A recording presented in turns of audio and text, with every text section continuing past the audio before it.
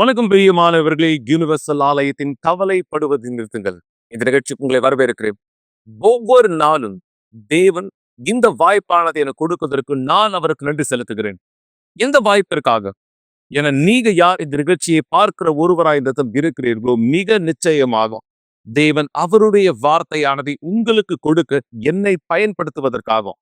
மேலும் இந்த வார்த்தையானது நீங்க கேட்கும் பொழுது யார் ஒருவர் அந்த வார்த்தைக்கு கவனமாய் செவி கொடுத்து கீழ்ப்படிய தொடங்குகிறீர்களோ, அந்த வார்த்தை உங்க வாழ்க்கை மீது நிஜமாக்கப்படுகிறது. பல மக்கள் ஆலயத்திற்கு இந்த வந்தவர்கள், மேலும் தொலைபேசியில் எங்களுக்கு தொடர்பு கொண்டவர்கள், தேவனுடைய வார்த்தையை ஏற்றுக்கொண்டது நிமித்தமாய் அவர்கள் பெற்றுக்கொண்ட பதிலின் சாட்சிகளை எங்களோடு இந்த பகிர்ந்து கொண்ட பொழுது அது மிக பெரிய சம்பளமானதாய் எங்கள் ஒவ்வொருவருக்கு இந்த தேவனால் கொடுக்கப்படக்கூடியதாய் இந்த இருக்கிறது. ஆம், இதுதான் எங்களுடைய மிகப்பெரிய சம்பளம், இதுதான் எங்களுடைய மிகப்பெரிய சந்தோஷம். தேவனுடைய வார்த்தையிலே நீங்கள் உங்களுடைய வாழ்க்கையின் மாற்றத்தை இந்த பெற்றுக் கொள்ளும் பொழுது, மக்களே, உங்களுடைய குடும்பத்திற்குள்ளாக, உங்களுடைய திருமணத்திற்குள்ளாக நீங்க யார் சரியா இந்த நேரம் ஒரு பதட்டத்தின் நிலையில இருக்கீங்களோ, அடுத்து என்ன செய்ய தெரியாத ஒரு சூழலில தள்ளப்பட்டவரா இருக்கிறீங்களோ, நீங்க அந்த பதட்டத்தை எடுத்து வைங்க. தேவனுக்கு அனுமதி கொடுங்க, தேவனுக்கு கவனமானது செலுத்துங்க. என யார் நீங்க தேவனுடைய சத்தத்தை கேட்டு அவருடைய விருப்பத்தை செய்ய உங்களை ஆயத்தமாக்குகிறீர்களோ, அவருடைய வார்த்தையிலே நீங்கள் உங்கள் வாழ்க்கையை வாழ நீங்கள் கவனம் செலுத்துகிறீர்களோ, அந்த வார்த்தை உங்களை இந்த வழி நடத்தும். எப்படியான மிக சரியா கடலில் தத்தளித்துக் கொண்டிருக்கிறவர்களுக்கு ஒரு படகு உதவி செய்ய வருவதை போல, ஆம், அந்த படகில் இந்த அவர்கள் உள்ளே பிரவேசிக்கும் போது தன்னுடைய தத்தளிப்பு நிலையை கடக்கிறார்கள், ஒரு பதிலானதை பெறுகிறார்கள். அதே போல நீ எந்த சூழ்நிலை இந்த சந்திக்கிறவரா இந்த இருக்கீங்க, எந்த வலியை சந்திக்கிறவரா இருக்கீங்க, எந்த கடினத்தை கடந்து போகிறவரா இருக்கீங்க, ஆண்டவராக இயேசு உங்களுக்கு உதவி செய்கிறவரா இருக்கிறார். இதுதான் மிக சரியாக நீங்க சாட்சியில பார்க்க போகிற இந்த பெண்ணுக்கு இந்த நடந்தது. வாழ்க்கையில் எல்லாவற்றையும் இந்த வெறுக்க தொடங்கின பெண், குறிப்பாக ஆண்களை எல்லோரையும் கூட வெறுக்க தொடங்கின இந்த பெண், சூழ்நிலை நிமித்தமாய், பிரச்சனைகள் நிமித்தமாய், நடந்த காரியத்தின் நிமித்தமாய், பல விஷயங்கள் நிமித்தமாய் இந்த நபர் இந்த உலகத்தின் மக்களை வெறுக்க கூட தொடங்கினார்.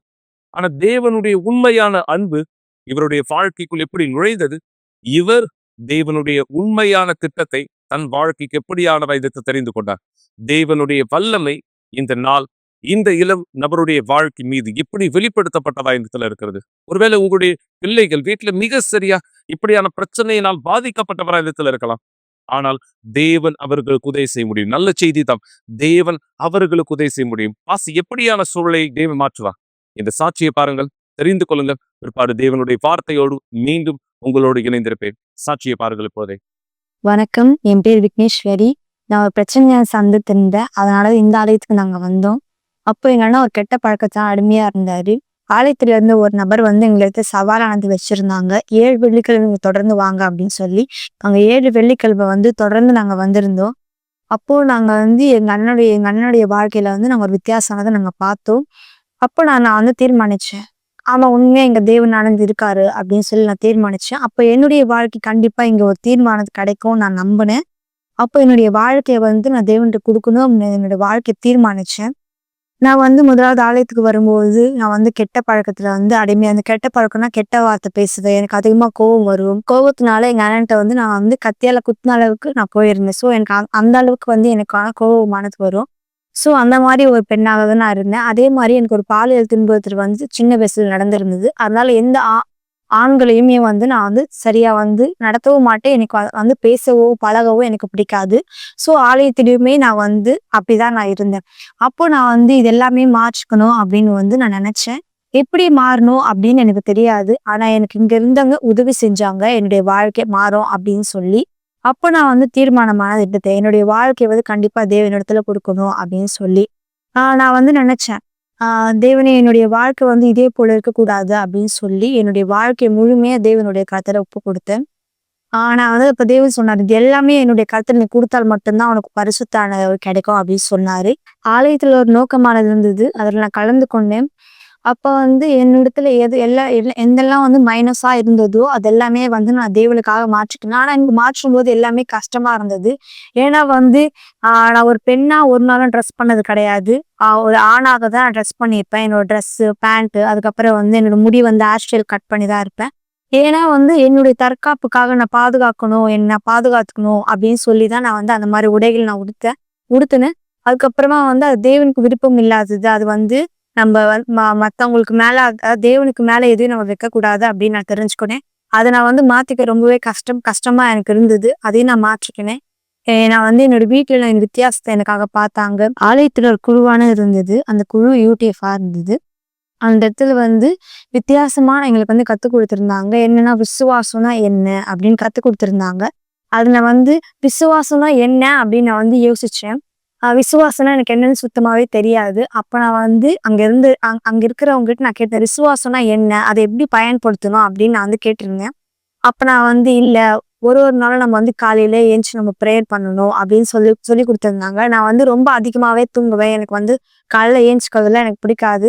நான் ரொம்ப நேரம் தூங்குவேன். ஆனா நான் தேவனுக்காக அதை வந்து தியாகமானது செஞ்சேன். இல்ல, எனக்கு தூக்கம் முக்கியம் கிடையாது. நான் வந்து அதை கத்துக்கணும் அப்படின்னு சொல்லி நான் கீழ்ப்படிஞ்சேன். அப்ப நான் ஒரு நாளும் வந்து காலையில 3 மணிக்கு ஏஞ்சி ப்ரேயர் பண்ணுவேன். எனக்கு பரிசுத்த ஆவி வேணும்ன்றதுக்காக. அதுக்கப்புறம் வந்து நான் ஸ்கூலுக்கு போகும்பொழுது, ஸ்கூல்ல தனிமையா இருக்கும்பொழுது, அதுக்கப்புறம் லஞ்ச் டைம்ல கிடைக்கும்போது, அப்பெல்லாம் நான் என்ன செய்வேன்னா, தேவன் எனக்கு வேணும், எனக்கு பரிசுத்த ஆவி வேணும்ன்றதுக்காக என்னோட தனிமையான நேரத்தை கூட தேவனுக்காக மட்டும்தான் ஒதுக்குனேன். அப்ப நான் வந்து ஆஹ் ஸ்கூல்ல வந்து ஸ்கூல்ல வந்து நான் படிச்சது வந்து வேற ஸ்கூல். அதனால வந்து அங்க வந்து ஜெபிக்கலாம் முடியாது. ஸோ அதனால வந்து நான் வாஷ்ரூம் போறேன் அப்படின்னு சொல்லி அங்க போய் ஒரு ஜஸ்ட் 5 மினிட்ஸ் 5 நிமிஷம் அப்படி நான் வந்து ப்ரேயர் பண்ணிட்டு நான் வந்து பரிசுத்த ஆவி தேடி நான் வருவேன் திருப்பி கிளாஸ்க்கு.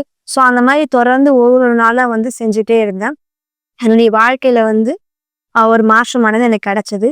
ஸோ பரிசுத்த ஆவி அப்படின்னும்போது பரிசுத்த ஆவி யாருன்னு எனக்கு தெரியாது. பரிசுத்த ஆவி எப்படி தேடணும்னு எனக்கு தெரியாது. ஒரு விஷயத்தையும் நான் இங்க வந்து கத்துக்கினேன். பைபிள் எப்படி படிக்கணும்னு நான் வந்து கத்துக்கினேன். தேவனுடைய விஷயத்த வந்து தேவன் என்னென்ன செஞ்சாரு அப்படின்னு சொல்லி அதுல இருந்து விசுவாசத்தை நான் இன்னும் அதிகமா தெரிஞ்சுக்கினேன். ஸோ பரிசுத்த ஆவி கிடைக்கும்போது என்னுடைய முன்னாடி எப்படி இருந்துச்சுன்னா, என்னுடைய வாழ்க்கை ரொம்ப அழிக்கப்பட்டதா, மன அழுத்தத்தினால எனக்கு வந்து தற்கொலை இருந்துச்சு. வீட்ல வந்து அப்பா, அம்மா சரியில்லாதனால எனக்கு நிம்மதியா தூக்கம் வராது. நான் அன்டைம்ல வந்து ஏந்திச்சு உட்கார்ந்துட்டு இருப்பேன். ஸோ இந்த மாதிரியான சிச்சுவேஷன் வந்து நான் கடந்து போயிட்டு இருந்தேன். இது எல்லாத்துக்கும் என்ன தீர்வானது இருந்துச்சு அப்படின்னு நான் வந்து தீர்வை தேடி நான் இருந்துட்டு இருந்தேன். ஸோ அப்ப வந்து பரிசுத்த ஆவி தான் ஒரு தீர்வு. அதுல இருந்து நம்மள விடுதலையாக்கி கொடுப்பாரு அப்படின்னு சொல்லி நான் தெரிஞ்சுக்கினேன். ஸோ அப்ப இந்த வாழ்க்கை தேவனுடைய கருத்துல ஒப்பு கொடுத்தேன். இது எல்லாமே எனக்கு கஷ்டமா இருந்துச்சு. ரொம்ப சுலபமா இல்ல எல்லாம் நான் மாற்றுறதுக்கு. ஆனா எல்லாத்தையுமே நான் வந்து செஞ்சேன். அப்போ எனக்கு பரிசுத்த ஆவி வந்து கிடைச்சது. எந்த நாள் அப்படின்னா, சண்டே வந்து அந்த நாளா இருந்தது. அந்த சர்வீஸ்ல நான் வந்து கத்துக்கினேன். பரிசுத்த ஆவி எனக்கு வேணும் அப்படின்னு சொல்லி. எனக்கு வந்து எல்லாருக்குமே பரிசுத்த ஆவி கிடைக்குது. எல்லாருக்குமே தேவன் இருக்காரு அப்படின்னு சொல்லிட்டு இருந்தாங்க. ஆனா எனக்கு தேவன் வேணும் அப்படின்னு சொல்லி நான் அன்னைக்கு தீர்மானிச்சு, இருந்து நான் வெளியே போகும்போது எனக்கு பரிசுத்த ஆவி இல்லாம நான் போக மாட்டேன் அப்படி ஒரு தீர்மானத்தோட தான் அந்த நாள் நான் வந்தேன். அப்போ நான் தீர்மானிச்சேன், தேவன் உங்களுடைய ஆவி இல்லாம இந்த கூட்டத்துல இருந்து நான் வெளியே போக மாட்டேன் அப்படின்னு தீர்மானிச்சேன். அப்போ எனக்கு கண்டிப்பா பரிசுத்த ஆவி வந்து கிடைச்சது. முன்னே இல்லாத விட ரொம்ப அதிகமா சந்தோஷமா ஒரு நிம்மதியான ஒரு இருதயம் எனக்கு இருந்துச்சு. என்னுடைய பார்வை மாறிச்சு, என்னுடைய சிந்தனை மாறிச்சு, என்னுடைய வார்த்தையானது மாறிச்சு. நான் முன்பு இல்லாத மாதிரி எனக்கு நானே ஒரு வித்தியாசமான எனக்கு தெரிஞ்சது. முன்னாடி நான் வந்து நிறைய விஷயத்த என்னால வந்து ஃபேஸ் பண்ண முடியாது. நைட்ல தனியா போக முடியாது. நான் வந்து அதாவது ஜென்ஸ் கிட்ட வந்து நான் பேச மாட்டேன், தயங்குவேன். ஸோ இந்த மாதிரி சுச்சுவேஷன்லாம் இருந்துச்சு. ஆனா இது எல்லாமே நான் தேவன் கிடைச்சதுக்கு அப்புறமா இது நான் எல்லாமே நான் வந்து ஃபேஸ் பண்ணேன். முன்பு நான் தேவனோட சேர்ந்து ஜெயிக்க முடியாதுன்னு தேவனோட சேர்ந்து நான் ஜெயிச்சேன். நான் வந்து முன்னாடி ஆணாக நான் டெஸ்ட் பண்ணேன். ஆனா இப்போ நான் அதையும் நான் மாத்திக்கினேன். என்னோட தேவனோட சேர்ந்து என்னுடைய ஆலயத்துல எங்க அண்ணனும் ஆலயத்துக்கு வராது, எங்க அம்மாவும் ஆலயத்துக்கு வராங்க. இப்போ நாங்க தேவனோடு முன்னோக்கி செல்றோம். நல்லது மக்களின் இந்த சாட்சி மிக நிச்சயம் நான் நம்புகிறேன். உங்களுடைய வீட்டில் இருக்கிற உங்களுடைய பிள்ளைகளுக்கு தேவன் உதவி செய்யக்கூடிய வழியை வகுக்கக்கூடியதா இந்த இடத்துல இருக்கும். நீங்க தேவனுடைய வார்த்தை மீது உங்களுடைய விசுவாசமானதை வைக்கும் பொழுது அந்த விசுவாசம் மிகுதியான பலனை கொண்டு வருகிறது. உதாரணத்துக்கு இங்கு நீதிமொழிகள் 1ஆம் அதிகாரம் 7ஆம் வசனத்தில் தேவனுடைய வார்த்தையானது கவனிங்க. கர்த்தருக்கு பயப்படுதலே. இந்த பயமானது இருளை குறித்து மக்கள் பயப்படுவதும், இந்த உலகத்தின் காரியங்களை குறித்து மக்கள் பயப்படுவது கிடையாது. இந்த பயம் தேவனுக்குரிய மரியாதையை காட்டுவது, தேவனுடைய வார்த்தைக்கு கீழ்ப்படிவது, தேவனுடைய விருப்பமானதை செய்வது. அப்படியான ஒருவர் யார் தேவனுக்குரிய அந்த பயத்தின் கீழ்ப்படுதல் இருக்கிறாங்களோ தேவன் அவர்களை குறிப்பிடுகிறார். கர்த்தருக்கு பயப்படுதலே ஞானத்தின் ஆரம்பம். மூடர் முட்டாள்கள் ஞானத்தையும் போதகத்தையும் அசட்டை பண்ணுகிறார்கள். நீங்க யார்? உங்களுக்கு தெரியும் நீங்க யாராக இந்த இடத்தில் இப்பொழுது இருக்கிறீர்கள். தேவனுடைய சத்தத்திற்கு செவி கொடுத்து தேவனுடைய விருப்பத்தின் வழிகளில் உங்களுடைய வாழ்க்கையை வாழ்கிற ஒருவராய் நீங்கள் இருக்கும்பொழுது நீங்கள் தேவனுடைய ஞானத்தை இந்த பலனை பெற்றுக்கொள்கிறவரா இருக்கீங்க. அது உங்களுடைய வழிகளை தேவனை நோக்கி நகர்த்துகிறதா இருக்கிறது. ஆனா யார் ஒருத்தர் தேவனுடைய வார்த்தையை புறக்கணிப்பான்? மூடர்கள், புத்தி இல்லாதவர்கள். நீங்க மிக நிச்சயம் தேவனுடைய சத்தத்தை கேட்கும் பொழுது அவர் வாக்கு தத்தம் நிறைவேறும் என்பதை அறிந்து தவறானது செய்தீங்கன்னா அப்போ உங்களுடைய பெயர் எந்த வாக்குத்தத்துல இருக்கும்? நான் சொல்ல விரும்பல. ஆனா நீங்க ஏன் பல பிரச்சனைகளை சந்திக்கிறவராய் அந்த சூழ்நிலைகளுக்கு தள்ளப்பட்ட ஒருவராய் மக்கள் மாறுகிறீர்கள்? இதுதான் மிக சரியான காரணம். தேவன் பல மக்களுடைய வாழ்க்கையில் அவருடைய வல்லமையை வெளிப்படுத்த முடியாத படிக்கும். எனவே மக்களே, தேவனுடைய வார்த்தையில கவனம் செலுத்து. குறிப்பாக இளம் வாலிபர்களுக்கு அடுத்த வசனம் இன்னும் பலனானது கூட. என் மகனே, இது மகன் மகள் இருவருக்கும் சொந்தம். உன் தகப்பன் புத்தியை கேள், உன் தாயின் போதகத்தை தள்ளாதே. இன்னைக்கு எத்தனை வாலிபர்கள் தங்கள் பெற்றோர்களுடைய சத்தத்திற்கு செவி கொடுக்காத ஒருவரா இருக்காங்க. இன்னைக்கு எத்தனை வாலிபர்கள் தன்னுடைய பெற்றோர்களை அசட்டை செய்கிறவரா இந்த இடத்துல இருக்காங்க. தேவனை அசட்டை செய்கிறவராய், பெற்றோரை அசட்டை செய்கிறவராய், தேவனுடைய வழிகளை புறக்கணிக்கிறவராய். ஆனா தேவன் என்ன சொல்கிறாரோ நாம் அந்த வார்த்தைக்கு கீழ்ப்படியும் பொழுது அழிக்கப்பட்ட கடினமான தோற்கடிக்கப்பட்ட அவமானம் நிறைந்த வாழ்க்கையையும் தேவன் ஆசீர்வாதமான வாழ்க்கையை இந்த இடத்துல மாற்றுவார். இங்கு ஒரு நபருடைய அருமையான சாட்சியை நீங்க இந்த இடத்துல பார்க்க நான் விரும்புறேன். என இந்த நபர் தன்னுடைய தகப்பனை இந்த மாற்றான் தகப்பனாய் இந்த கொல்லக்கூடிய இந்த விரும்பினார். ஆம், இவருடைய கோபம் அவ்வளவு அதிகமாய் தன்னுடைய தகப்பனை இந்த கொல்லும்படியாக கத்தி எடுத்து இந்த அவரை கொல்லும்படியாக இந்த விரும்பினார். ஆனா தேவன் எப்படியான புரிந்து கொள்ளுதலை கொடுத்தார். இன்று இந்த நபருடைய சூழலை என்னவாக இந்த மாறி தேவனுடைய ஆசீர்வாதத்தில் வழிகள் நகர்த்தப்படுகிறது. சாட்சியை பாருங்கள். பிற்பாடு விசுவாசத்திலே மீண்டும் இணைந்திருப்போம். தேவனுடைய வல்லமை வெளிப்படுத்தப்படும்படியாக. நான் ரொம்ப ரொம்ப கோவப்படுவேன். நான் ரொம்ப கோவமா இருந்தேன். நான் என்னுடைய படுக்கைக்கு தூங்க போகும்போது தலைக்காணி கீழே எப்பவுமே கத்தியோட தான் படுப்பேன். ஒருவேளை என் மாற்றான் தந்தை என்னை தாக்க முயற்சி செய்தா நான் கொலை செஞ்சிருவேன் அவரை. அந்த நேரங்கள்ல இதுதான் என்னுடைய யோசனை.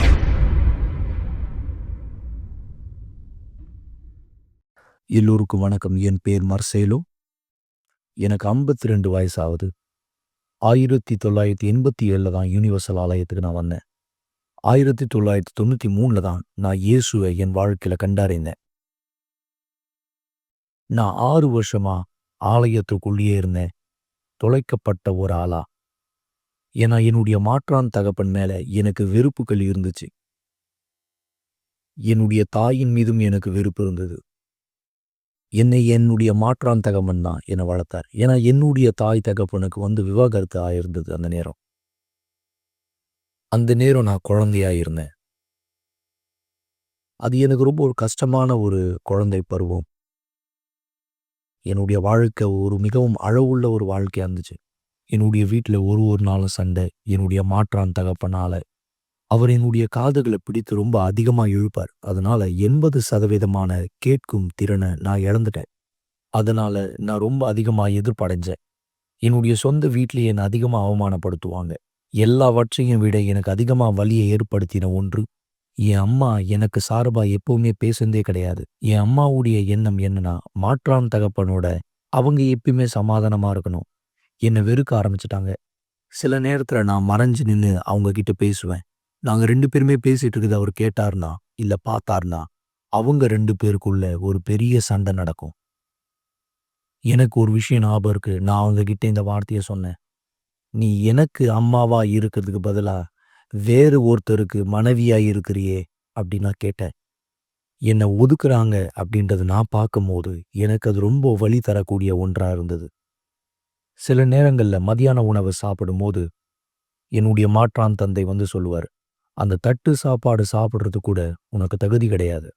அவர் என்னை நீ ஒன்றுத்துக்கும் பிரயோஜனமாக மாட்டேன்னு சொல்லுவார். திருடன் சொல்லுவார். போத பையன் சொல்லுவார். என்னுடைய முகத்தில் தண்ணியை தூக்கி அடிப்பார் நான் சாப்பிட்டுட்டு இருக்க அந்த நேரத்தில். இதையெல்லாம் பார்க்கும்போது என்னுடைய அம்மா எதுவும் சொல்ல மாட்டாங்க. அவர் என்னை அறைவார், அவர் என்னை உதைப்பார், அவர் என்னை அடிப்பார். இது எல்லாமே அவர் செஞ்சாலும் யாரும் அவர் என்னன்னு கேட்க மாட்டாங்க. நிறைய முறை என்னை கழிவறையில் வச்சு பூட்டிடுவார். என்னை நிறைய முறை முட்டி போட சொல்லுவார். குறிப்பாக சோளம் விதையில முட்டி போட சொல்லுவார். என்னை செவுத்த பார்த்து திரும்பிக்கோன்னு சொல்லுவாரு. அதுக்கப்புறம் என்கிட்ட சொல்லுவாரு, நான் கதவை திறந்து வரும்போது, நீ இதே மாதிரி இல்லைனா நான் திரும்பி வரும்போது இன்னும் மோசமான காரியத்தை நான் பண்ணுவேன் அப்படின்னு சொல்லுவாரு. அதுக்கப்புறமா இன்னும் சில காலம் கழித்து ஃப்ரிட்ஜுக்குள்ள இருக்கக்கூடிய பொருளை எடுத்து சாப்பிடுறதுக்கு எனக்கு உரிமை கொடுக்கல. இது எல்லாத்தையும் நான் சுருக்கி சொல்லணும்னா, என்னுடைய வீட்டுக்குள்ள நான் இருக்கும்போது நரகத்துக்குள்ள இருந்த மாதிரி இருக்கும். நான் சில நேரத்தில் வெளியே போயிட்டு திரும்பி வரும்போது காலதாமதமா வருவேன். ஏன்னா காலதாமதமா வரும்போது தான் எல்லாருமே வீட்டுக்குள்ள தூங்கி இருப்பாங்க. காலையில நான் ரொம்ப சீக்கிரமா எழுந்து முதல் ஆளா வெளியே போயிடுவேன். நான் அப்படி வெளியே போனா தான் நான் அவர்கிட்ட அடி வாங்க மாட்டேன். நான் ரொம்ப கோவமா இருப்பேன். அந்த நேரத்தில் தான் நான் தூங்கும்போது என்னுடைய படுக்கையின் கீழே நான் கத்திய வச்சுப்பேன் எப்பயுமே. அவர் என்னை மறுபடியும் தாக்க வந்தார்னா, நான் அவரை கொன்னுடுவேன் அதே இடத்துல. இதுதான் அந்த நேரம் என்னுடைய யோசனைகளை ஓடிட்டு இருந்தது. நான் எந்த நேரமா இருந்தாலும் அவரை கொலை செய்ய தயாரா இருந்தேன். உங்களுக்கு தெரியுமா? ஒரு நாள் நான் ஸ்கூல் முடிச்சுட்டு வீட்டுக்கு வரும்போது என்னுடைய மாற்றான் தகப்பன் என்னுடைய அம்மாவை அடிச்சிட்டு இருந்தார். நான் அப்போ பக்கத்துல இருந்த அயர்ன் பாக்ஸ் எடுத்து அவர் முதுகு மேல வச்சு அவரை எரிச்சிட்டேன். அந்த நாள் உண்மையாவே ரொம்ப அதிகமா சண்டை போட்டார் எங்களோட. நான் தீர்மானிச்சேன், என்னுடைய வீட்டை விட்டு நான் வெளியே வரேன். உறவினர்கள் வீட்லேயோ இல்லை நண்பர்கள் வீட்லேயோ இல்லை யாரெல்லாம் எனக்கு இடம் கொடுக்க போகிறாங்களோ நான் தங்க தயாராக இருந்தேன். அந்த நாட்கள் தான் எனக்கு தெரிஞ்சது வாழ்க்கை எந்த அளவுக்கு கஷ்டம், எந்த அளவுக்கு வாழ்க்கை கடினம். அந்த நேரத்தில் நான் போதை பழக்கத்துக்கு அடிமையாக இருந்தேன். நான் கொக்கையின், மரிவானா, போதை இது எல்லாத்தையும் பயன்படுத்துவேன். இது எல்லாத்தையோட மோசமானது என்னன்னா, நான் மாந்திரிகம் செய்கிறவங்களோட போய் சேர்ந்தேன். நாங்கள் பேய்களோட ஒரு பொருத்தனை பண்ணேன். அந்த பொருத்தனையில் என்னுடைய கையை காலை அங்கங்கே கட் பண்ணியிருப்பாங்க. என்னுடைய நெஞ்சில், என்னுடைய முதுகு பின்னாடி, என்னுடைய தலையில் கூட. அதுக்கப்புறமா என்னுடைய 18 வயசில் நான் ஆர்மியில் சேர்ந்தேன். இது தொடங்கி என்னுடைய வாழ்க்கை நிலை மோசமாச்சு. நான் மன அழுத்தமாச்சு. நான் என்ன நானே கொலை செய்யலாம்னு நினச்சேன். மன அழுத்தத்தினால, வெறுத்ததுனால என்னால் அதை கையாள முடியல, அதிகமாக இருந்தது. நான் தேவனை நம்பிட்டு இருந்தேன். தேவனுக்கு மகிமை. அந்த நேரத்தில் நான் தற்கொலை செய்ய தேவனை அனுமதிக்கல. அந்த தருணத்தில் தான் நான் யூனிவர்சல் ஆலயத்தை குறித்து கேள்விப்பட்டேன். அங்கே நான் போயிட்டு இருக்கும்போது அங்கே இருக்கக்கூடிய பிஷப் ரெனாட்டோ மதுரு அவர் என்னுடைய அப்பா மாதிரி என்னை பார்த்து கொண்டார். கண்டிப்பாக என்னால் அவரை மறக்க முடியாது. என்னால் முடியாது. என்னை பார்த்து கொண்டார் ஒரு தந்தையை மாதிரி. எனக்கு தாய் தகப்பனுடைய அன்பு பாசம்னா என்னன்னு தெரியாது. ஆனால் இது எல்லாத்தையும் அவர் எனக்கு காமிச்சார். அப்போ நான் ஆலயத்திலிருந்து கொஞ்ச நாட்கள் இருந்தது. ஆலயத்தில் கொஞ்ச நாள் இருந்த பிற்பாடு கூட எனக்கு கோவம் வந்தது. இவர் மேலே கோவம் வந்தது. ஏன்னா இவர் அங்கே மன்னிப்பை பற்றி பேசுவார், மனம் திரும்புதலை பற்றி பேசுவார் போதிக்கும் போது. நான் ஏற்றுக்கிற மாதிரி ஆமேன்னு சொல்லுவேன். ஆனால் என் மனசுக்குள்ள ஒரு கேள்வி இருக்கும், வேற எதுவுமே இவர்கிட்ட இல்லையா போதிக்க? உண்மையா இவருக்கு போதிக்க வேற எதுவுமே இல்லையா? என்னுடைய சூழ்நிலை மட்டும்தான் இவர் தெரியுமா? வேற எதுவுமே போதிக்க கிடையாதா இவர்கிட்ட? எல்லா நாளும் அதே வார்த்தை. எனக்கு தெரியும் பரிசுத்த ஆவி அந்த நேரம் இவரை பயன்படுத்திட்டு இருந்தார் ஏற்கனவே எனக்கு உதவி செய்ய. ஒரு நாள் நான் போதை ரொம்ப அதிகமாக போட்டுட்டேன். போதையில் தான் இருந்தேன். அவர் என்கிட்ட வந்தார். அவர் என்கிட்ட சொன்னார், ஏய் தம்பி, போதை அதிகமாக போட்டிருக்கல? நான் சொன்னேன், ஆமாம். அப்போது அவர் கேட்டார், உனக்கு பசி எடுக்குதா? இதுதான் அவருடைய கேள்வி. ஆமாம், எனக்கு பசி எடுக்குதுன்னு சொன்னேன். அப்போ அவருடைய மனைவியை கூப்பிட்டார். மனைவி வந்தாங்க, எனக்கு சாப்பாடு செஞ்சு கொடுத்தாங்க. இது வெறும் ஒரு நாள் மட்டும் நடந்தது கிடையாது, பல நாட்கள் இந்த மாதிரி எனக்கு நடந்தது. அவருக்கு தைரியம் இருந்தது என்கிட்ட பேச. இது வரைக்கும் யாருமே எனக்கு கற்றுக் கொடுக்காத விஷயங்கள், காரியங்கள் எல்லாமே அவர் பேசி எனக்கு கற்றுக் கொடுத்தார். நான் நம்புகிறேன், அப்பொழுது நான் இருந்த நிலைமை, எனக்கு இருந்த கெட்ட பழக்கம், இது எல்லாத்தையும் வச்சு பார்க்கும்போது அந்த அந்த போதகருக்கு என்னுடைய ஆத்துமா மீது அன்பு இருந்தது. நான் அந்த நேரம் அவங்க மேலே கோவப்படுவேன். ஆனால் வீட்டுக்கு திரும்பி வரும்போது அவங்க பேசின ஒரு வார்த்தையும் என்னுடைய யோசனைக்குள்ள சுற்றி ஆணியை வச்சு அடிச்சுக்கிட்டே இருந்தா எப்படி இருக்குமோ அந்த மாதிரி இருக்கும். அந்த 6 வருஷம் காலத்தில் நான் 4 முறை ஆலயத்தை விட்டு வெளியே வந்துட்டேன். 2 முறை பெண்கள்னால வெளியே வந்தேன். ஒரு முறை நான் போதை பழக்கத்தினால வெளியே வந்தேன். கடைசியாக நான் வெளியே வந்த முறை அமானுஷ விஷயத்தினால நான் என்னை ஈடுபடுத்தினதுனால நான் ஆலயத்தை விட்டு வெளியே வந்துட்டேன். நான் சிறைச்சாலைக்கு போயிருக்கேன். போதை பழக்கத்தினால, திருட்டுனால.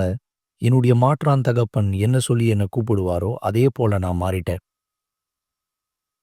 விடுதலைக்கான ஜெபத்துல நான் இருக்கும்போது, அந்த ஜெபத்துல எனக்கு தல சுத்துற மாரி இருக்கும். ஆனா நான் எந்த அசிஸ்டன்ட்டையும் என் தல மேல கை வச்சு ஜெபிக்க நான் அனுமதி குடுத்ததில்ல. நான் ரொம்ப பெருமையா இருந்தேன். என் தல மேல கை வச்சு ஜெபிக்க நான் யாருக்கும் அனுமதி குடுக்கல. என்னால ஞாபகம் இருக்கு ஒரு நாள் பிஷப் கூட்டம் எடுத்துட்டு இருந்தாரு. அப்ப எல்லோரையும் பிஷப் முன்னாடி வர சொன்னார். யார் விடுதலையை பெற விரும்புறீங்களோ நீங்க முன்னாடி வாங்கன்னு சொல்லி பிஷப் கூப்பிட்டாரு. நான் முன்னாடி போனேன். ஏன்னா, அப்படிப்பட்ட வாழ்க்கை நான் வாழக்கூடாதுன்னு நான் நெனச்சேன். தீர்மானம் எடுத்து முன்னாடி போனேன். நான் அந்த நேரம் அசுத்தத்தினால வெளிப்பட்டேன். அதுதான் முதலும் கடைசியான நேரம் நான் அசுத்தத்தினால வெளிப்பட்டது. நான் எனக்குள்ள நான் சொல்லிக்கிட்டேன். நான் இனிமேலும் ஆலயத்த விட்டு வெளிய போம்போது, அசுத்தத்தினால வெளிப்பட்ட ஒரு நபரா வெளிய போமாட்டேன். இல்ல இது முடிந்தது. ஒரு ஞாயிற்றுக்கிழமை. அது தந்தையின் நாளா இருந்தது. அந்த நாள்ல திருவிருந்து குடுக்கப்பட்டது அந்த நாள்ல. எனக்கு நல்லா நினைவு இருக்கு. அந்த நாள் நான் தீர்மானித்தேன். தேவனுக்காக என் வாழ்க்கை குடுப்பேன். தண்ணீர்ல ஞானஸ்நானம் எடுக்க தீர்மானித்தேன். அந்த நாள் என்னுடைய கடந்த வாழ்க்கை எல்லாத்தையும் நான் விட்டுட்டேன். நான் அந்த நேரங்கள்ல ஏற்கனவே என் வீட்ட விட்டு நான் தனியா தான் வாழ்ந்துட்டு இருந்தேன். ஆனாலும் நான் தீர்மானம் எடுத்தேன். நான் அவங்க வீட்டுக்கு போனேன். போய் அவங்க முன்னாடி, என் தாய் முன்னாடி, என் மாற்றான் தகப்பன் முன்னாடி நான் மன்னிப்ப கேட்டேன். அந்த நேரம் என்னுடைய அம்மா ரொம்ப சந்தோஷமா இருந்தாங்க. நான் கிட்டத்தட்ட 3, 4 வருஷம் இல்ல அதுக்கு மேல அதிகமா, ரொம்ப வருஷம் கழிச்சு அவங்கள போய் பார்க்க போனேன். நான் அவங்க கிட்ட "எங்க அப்பா?" அப்படின்னு கேட்கும்போது, அவங்க ரொம்ப பயந்தாங்க அத சொல்றதுக்கு கூட. அவங்க என்ன நெனச்சாங்கன்னா, நான் அங்க வந்ததுக்கான காரணம், அவர் ஏதாவது செய்ய போறேன் அப்படின்றதுக்காக நெனச்சாங்க. அதனால அவங்க என்கிட்ட சொல்லல. கற்பனை பண்ணி பாருங்க. 3 வருஷம் நான் அவங்கள விட்டு தூரமா இருந்தேன். என்கிட்ட கெஞ்சி கேட்டுக்கினாங்க, "இங்கேருந்து போயிடு நீ" அப்படின்னு சொன்னாங்க. ஆனா நான் அங்கருந்து நேரடியா அவருடைய படுக்கை அறைக்கு போய், அவர அங்க பார்த்து அங்க சொன்னேன், "அப்பா, என்ன மன்னிச்சிருங்க. நான் உங்கள மன்னிச்சுர்றேன்." அந்த நேரம் தந்தையின் தினம்ன்றதுனால நான் அவருக்கு வாழ்த்துக்கள் கூட செஞ்சேன். எனக்கு நல்லா ஞாபகம் இருக்கு. அதுக்கப்புறமா நான் அவர்கிட்ட கேட்டேன், "உங்களுடைய மன்னிப்புக்காக என்ன மன்னிச்சிருங்க. என்ன மன்னிச்சிருங்க. எனக்கு தெரியும், நீங்க எதிர்பார்த்த பையனா நான் இல்ல." அவருக்கு சொல்ல வார்த்தையே இல்ல. அவர் என் கைய குலுக்குனாரு. நான் அங்கருந்து போயிட்டேன். என் மனசாட்சி சமாதானத்தோட நான் அந்த இடத்த விட்டு வந்துட்டேன். அதுக்கப்புறமா என்ன ஆச்சுன்னா, 6 வருஷமா என்ன நடக்கலையோ, 11 மாசத்துல நடந்துச்சு. என்னுடைய விடுதலைய நான் பெற்றுக்கொண்டேன் முழுமையா. நான் பரிசுத்த ஆவிய பெற்றுக்கொண்டேன். அப்போ என்ன ஆலயத்துல துணையாளரா அழைத்தாங்க. நான் துணையாளரா மாறினேன். அந்த நாள் எனக்கு நல்லா ஞாபகம் இருக்கு. நான் பரிசுத்த ஆவியால ஞானஸ்நானம் பெறப்பட்டது. எனக்கு ரொம்ப அருமையான ஒரு நாள். எனக்கு எப்போ, எங்க நடந்தது, நான் எங்க உக்காந்துட்டு இருந்தேன், இது எல்லாமே எனக்கு தெரியும். அது புதன்கிழமை. சில பேரு சாட்சி குடுக்கும்போது ஞாயித்துக்கிழமை பெற்றதா சொல்லுவாங்க. ஆனா எனக்கு அது வித்தியாசமா நடந்தது. எனக்கு நடந்தது புதன்கிழமை 7 மணி கூட்டத்துல நடந்தது. பிஷப் மசீத தான் அந்த கூட்டத்த எடுத்துட்டு இருந்தார். அவர் அந்த நேரம் ஒரு பாட்டு பாடினார். நான் தேடுவேன் ஆவி என்னும் கடலில். இது எனக்கு மிகவும் புடிச்ச ஒரு பாடல். மிகவும் புடிச்ச ஒரு பாடல். அதன் பிற்பாடு நான் பீடத்து மேல ஊழியம் செய்ய அழைக்கப்பட்டேன். நான் சென்றேன். 10 வருஷம் கழிச்ச பிற்பாடு, நான் அமெரிக்கால ஊழியம் செய்துட்டு இருந்தேன். ஈப்பாவு சிட்டி, டெக்சாஸ்ல இருக்கிற சிட்டில. நான் அப்போ போதகரா இருந்தேன். எனக்கு ஒரு ஃபோன் கால் வந்தது. அந்த ஃபோன் கால்ல என்னுடைய அப்பா பேசினாரு. என் அப்பா சொன்னாரு, இந்த மாதிரி, "மகனே, இது ரொம்ப வேடிக்கையான ஒண்ணு. இதுவரைக்கும் என்னுடைய அப்பா என் வாழ்க்கையில என் மகனேன்னு சொன்னதே கிடையாது என்ன பார்த்து. என்னுடைய வாழ்க்கையில ஒரே ஒரு வருத்தம் ஒண்ணு இருக்கு. நான் உன்ன ரொம்ப மோசமா நடத்தினேன் எனக்கு தெரியும். நான் செஞ்ச எல்லாத்துக்காகவும் என்ன மன்னிச்சிரியான்னு கேட்டாரு. அந்த நேரம் நான் அவர ஏத்துக்கொண்டேன். மன்னிச்சேன். எனக்கு நல்லா ஞாபகம் இருக்கு. இப்போ வரைக்கும் கூட எனக்கும் அவருக்கும் ஒரு நல்ல ஒரு உறவு இருக்கு. எதுவுமே நடக்காத மாரி. எனக்குள்ள இனிமேல் ஒரு வெறுப்பு இல்ல. அவர் மேலயோ அல்லது வேற யார் மேலயும் எனக்கு வெறுப்பு இல்ல. 30 வருஷமா அது என்னுடைய ஊழியத்த செஞ்சுட்டு இருக்கேன். என்னுடைய வாழ்க்கையில மிக அற்புதமான வருடம்னா இதுதான். என் மனைவியோட இணைந்து நான் செஞ்சுட்டு இருக்கேன். என்ன பொறுத்தவரைக்கும் தேவனுக்கு ஊழியம் செய்வது எனக்கு ரொம்ப பிரியமான ஒன்று. உங்க எல்லார்கிட்டயும் நான் இத சொல்றேன். எந்த அளவுக்கு தேவன் வல்லமை உள்ளவர், நீங்க எப்போ உங்களுடைய இருதயத்தை திறந்து உங்களை நீங்க அர்ப்பணிக்கிறீங்களோ அவருக்காக, உங்க முழுசா அர்ப்பணிக்கிறீங்களோ, அவர் வாக்குத்தத்தம் கொடுத்திருக்கார். உங்களுக்கு புதிய வாழ்க்கை தர்றதா. அவ்வளவுதான். கவலைப்படுவதை நிறுத்துங்கள் என்ற நிகழ்ச்சியை பார்த்து கொண்டிருப்பதற்கு மிக்க நன்றி. கூட்டம் முடிந்த பிற்பாடும் நீங்கள் எங்களை தொடர்பு கொள்ளலாம். மறந்து விடாதீர்கள், எங்களுடைய எண் 9346387338. நன்றி. நல்லது மக்களே, தேவன் இந்த நபருடைய இருதயத்தை தொட்டது நிமித்தம் அந்த குடும்பத்தில் சமாதானம், சந்தோஷம், ஆசீர்வாதம், எல்லாவற்றுக்கும் மேலாக பரிசுத்தாவியனுடைய பிரசன்னத்தின் தலையிடுதல் நடந்தது. ஒருவேளை நீங்க யார் இந்த நேரம் உங்களுடைய சொந்த வீட்டார், கணவன், மனைவி, மகன், மகள், உறவினர்கள், உங்களுடைய வீட்டிற்குள்ளாக நீங்கள் அப்படியான கோபத்தை உடையவராய் விதத்தில் இருக்கிறீர்கள். அந்த கோபத்து நிமித்தம் நீங்க பழி வாங்கக்கூடிய விதத்துல துடிக்கிற ஒருவராய் விதத்தில் இருக்கிறீர்கள். தேவன் உங்களுக்கு உதவி செய்ய முடியும்.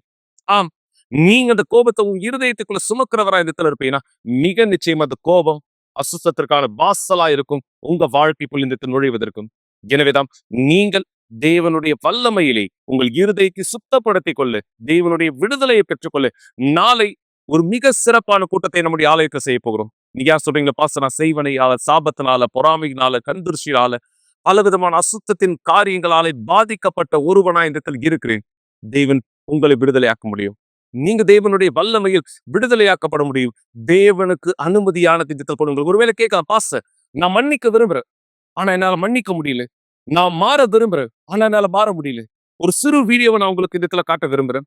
நீங்க யார் மன்னிக்க முடிய விருப்பத்தை உடையவரா இருக்கீங்க, ஆனா மன்னிக்க முடியாதவரா இடத்துல இருக்கீங்களோ, எப்படியாக ஒரு நபரை நீங்கள் மன்னிக்க முடியும், எங்கிருந்து அந்த மன்னிப்பு தொடங்குகிறது, இந்த விளக்கத்தை பாருங்கள், பிற்பாடு பேசலாம். மன்னிப்பது எப்படி? இந்த வீடியோவில் எப்படி மன்னிப்பது என்பதை குறித்து 3 படிகளில் கற்றுக்கொள்ளப் போகிறீர்கள். முதல் படி, மன்னிக்க தீர்மானியுங்கள். நீங்கள் மன்னிப்பதற்காக காத்திருக்கலாம் அல்லது மற்றவர்கள் வந்து மன்னிப்பு கேட்பதற்காக காத்திருக்கலாம். ஒருவேளை இது இரண்டும் நடக்காமலும் போகலாம். நீங்கள் செய்ய வேண்டிய முதல் காரியம் தீர்மானத்தை எடுங்கள். நான் மன்னிக்க விரும்புகிறேன், இனியும் இந்த பாரத்தை நான் சுமக்கப் போவதில்லை என்ற தீர்மானம். கடந்த காலத்தை நம்மால் மாற்ற முடியாது, ஆனால் எதிர்காலத்தை அழிக்கப் போகிற கடந்த காலத்தை நம்மால் நிறுத்த முடியும். படி 2, ஜெயித்து வாருங்கள். மறப்பதற்கு எளிதான ஒன்று கிடையாது. ஒருவேளை உங்களுக்கு நடந்ததை நீங்கள் மறக்காத ஒரு நபராய் இருக்கலாம், ஆனால் ஜெயிப்பது முக்கியம். யோசித்து பாருங்கள், நீங்கள் மற்றவர்களுக்கு விளக்கி சொல்லுகிறீர்கள் உங்கள் வாழ்க்கையில் இது நடந்தது, இப்படியாக முடிந்தது என்று, ஆனால் அது உங்களை ஜெயிக்கவில்லை, நீங்கள் அதை ஜெயித்தீர்கள் என்று. படி 3, தேவனை பிரியப்படுத்துங்கள். இது மிகவும் முக்கியமானது. ஆண்டவராகிய இயேசு நமக்கு ஜெபிக்க கற்றுக் கொடுத்த வழியின் பிரகாரம் எங்கள் கடனாளிகளை நாங்கள் மன்னிக்கிறது போல எங்களுடைய கடன்களை எங்களுக்கு மன்னியும். ஏன் நீங்கள் உங்கள் கடனாளிகளை மன்னிக்க வேண்டும் என்பதற்கு இது ஒரு பலனான காரணம். உங்கள் பிடிவாதத்தை பிடித்துக்கொண்டு நீங்கள் என்ன செய்ய போகிறீர்கள்? நீங்கள் உங்களை தாழ்மைப்படுத்துங்கள், எனவே தேவன் உங்களை உயர்த்த முடியும். தன்னைத்தான் தாழ்த்துகிறவன் உயர்த்தப்படுவான். தேவன் தாமே அவர்களை உயர்த்துவார். மன்னிக்க முடியாத பிரச்சனையினால் நீங்களோ அல்லது உங்களுக்கு தெரிந்தவர்களோ கஷ்டப்பட்டு கொண்டிருந்தால் மேலும் விவரங்களை அறிய UCKG ஹெல்ப் சென்டர் இந்தியா என்னும் சமூக வலைத்தளத்தின் மூலம் நீங்கள் எங்களை தொடர்பு கொள்ளலாம். மிக சரியாக மக்களே, சொல்ல வேண்டியது எல்லாமே சொல்லப்பட்டாயிற்று. இப்பொழுது உங்க இருதயத்தை சுத்தமா வச்சுக்க போறீங்களா, இல்ல கரை படிந்த அழுக்கை சுமக்க போகிறீர்களா? தீர்மானம் உங்களுடையது. தேவன் உங்களுடைய விருப்பத்தின்படியாக வேலை செய்வார் என்பதை ஒருபொழுதும் மறக்காதீர்கள். எனவே உங்களை தயார்படுத்துங்க. உங்களுடைய மாமிச பலகீனங்களை ஜெயிக்க தேவனுடைய வல்லமையிலே உங்களுடைய வாழ்க்கையின் மாற்றத்தின் பதிலை கற்றுக்கொள்ள தேவன் உங்களுக்கு உதவி செய்யட்டும். மேலும் நாளை நாம் இந்த விசுவாசத்தில் இணைகிறோம். இந்த ஆசீர்வதிக்கப்பட்ட ரோஜா தேவன் உங்களுடைய வீடுகளுக்குள்ளாக இருக்கிற எல்லா இருள்களை நீக்கும்படியாக விசுவாசத்தோடு நாளை மாலை 7 மணி கூட்டத்தில் எங்களோடு இணைந்திருக்கிறார். இது 9வது வாரமாயுதத்தில் இருக்கும். எல்லா அசுத்தத்தினுடைய வேலைகளை நம்முடைய வாழ்க்கை, வீடு, சரீரம், யோசனை, சிந்தனை எல்லாவற்றையும் நீக்கி தேவனுடைய வெளிச்சத்தில் உங்க வாழ்க்கை நுழையும்படியாக. எனவே நாளை உங்களை சந்திக்கிறேன், இயேசுவின் நாமத்தினாலே.